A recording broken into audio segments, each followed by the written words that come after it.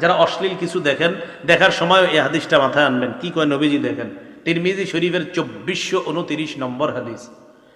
নবীজি বলেন, আতাদরুনা মা আখবারুহা, তোমরা কি জানো জমিনের বৃত্তান্ত কি, জমিন কি? বলে দিবে। সাহাবীরা বললেন, আল্লাহ আর তার নবী ভালো জানেন।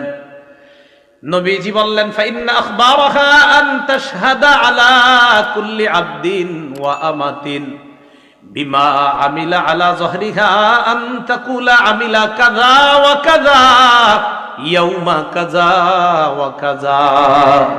নবীজি বলেন, জমিন এইভাবে বৃত্তান্ত বর্ণনা করবে, আতুশাল অমুক এলাকার অমুক বান্দা ওই সময় এতটা বাজে অমুক দোকানের সামনে দাঁড়িয়ে টেলিভিশনের মধ্যে অশ্লীল সিনেমা দেখছে, মাবুদ আমি জমিন তার বিরুদ্ধে সাক্ষী দিয়ে দিলাম, তোমার কাছে বিচার চাই।